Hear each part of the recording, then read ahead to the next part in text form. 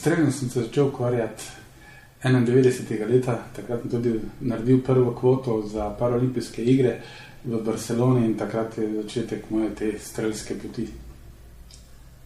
Uspehi so pa zelo številni, pravzaprav že od leta 92 iz Barcelone sem bil 8. v finalu zračna puška 3x40 in seveda potem prva medalja na paraolimpijskih igrah v Atlanti 96. leta, ki je bila srebrna, in potem seveda srebrna tudi v Sydneyju 2000. leta in 2004. leta v Atenah paraolimpijske igre in zadnja bronasta v Pekingu 2008.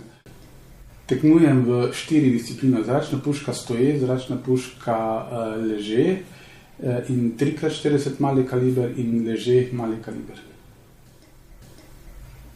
S Francem Pinterjem ali Ančotom, kakor ga mi vsi kličemo, sva začela sodelovati leta 1995, se pravi že dobrih 18 let. In v tem času sva razvila nek poseben odnos, ne samo kot trenerka in športnik, ampak tudi kot prijatelja. Franc Pinter, Ančo, je v bistvu eden najboljših slovenskih športnikov invalidov in tudi eden najboljših strelcev na svetu. V tej svoji več kot 20-letni karieri je osvojil 17 medalj na velikih prvenstvih, na evropskih, svetovnih in pa paraolimpijskih igrah. Od teh 17 medalj so kar 4 paraolimpijske medalje in pa naslovi evropskega prvaka, naslovi svetovnega prvaka. Gre torej za zavidljivo športno kariero, ki traja več kot 20 let. In sigurno je, bi rekla, eden najboljših strelcev na svetu, kar mu priznavajo tudi vsi drugi strelci. In je lahko vzor tudi marsikateremu športniku neinvalidu.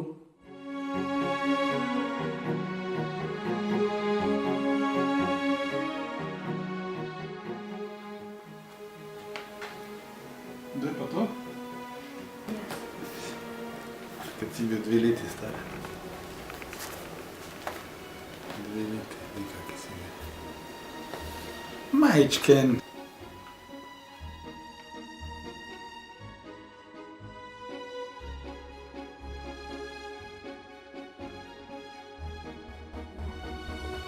Za streljanje sem se odločil, ker je moj ati že bil na streljanju, pa sem se odločil, da bi jaz še mogoče lahko šel na streljanje in tako me je še prijavil.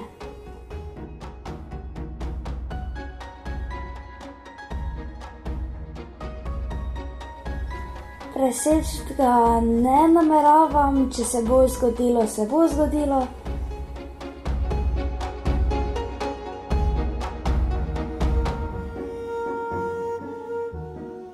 Za streljanje sem pač odločil, ker tukaj v tem športu sem se najdel. Imel sem vse druge športe, atletika, košarka, namizni tenis.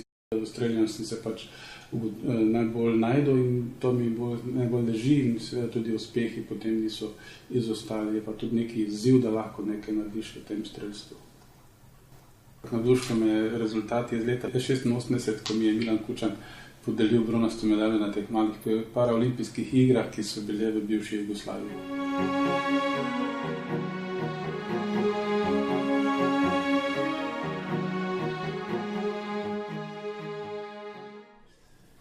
Leta 1977 sem se ponesrečil z osebnim avtomobilom zaradi prevelike hitrosti.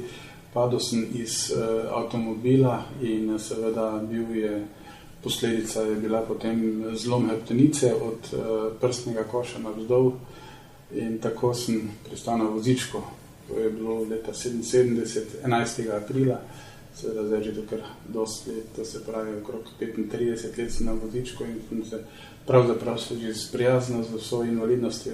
Res pa je, da je prve 3 leta malo težje, ampak potem se navadiš in moraš živeti naprej tako kot normalno. In jaz mislim, da mi je to uspelo, saj sem tudi dobro uspešen vse posod.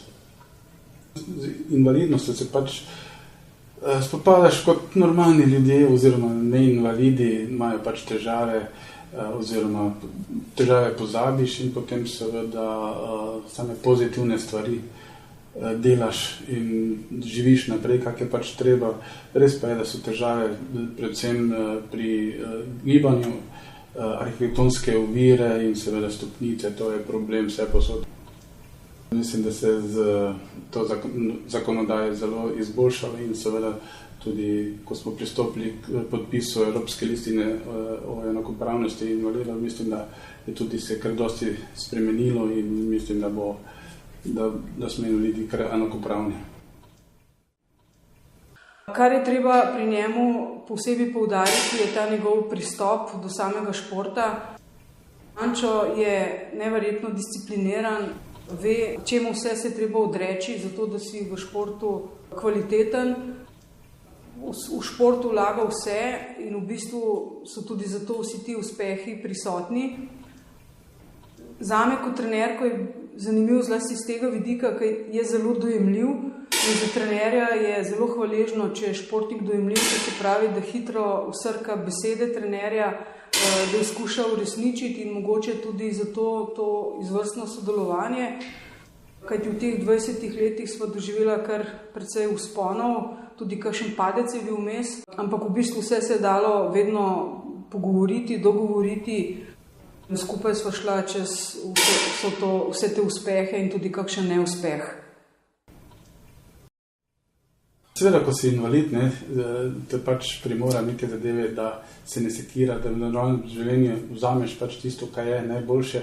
Je pa res, da ko sem prvo leto bil na vozičku, sem spoznal prijatelje, ki so mi potem pravzaprav dali neki napotek. Seveda so nekateri bili negativni, ampak vzameš vse pozitivno in greš naprej. Je pa res, da prve 3 leta je malo res težko, ko se navadiš na voziček, na okolje, da te okolje tudi sprejme takšnega, kot je, in potem začneš živeti. Je pa res, če imaš prijatelje, te spodbudijo in potem se seveda najdeš v nekem okolju oziroma v neki stvari in potem to delaš. Jaz sem recimo pač najdel šport in za športom sem začel, pravzaprav 4 leta po poškodbi sem začel za atletiko in seveda takrat me je potegnilo in potem pa seveda sem ojačal in seveda naprej na koncu se najdel v streljanju in tako.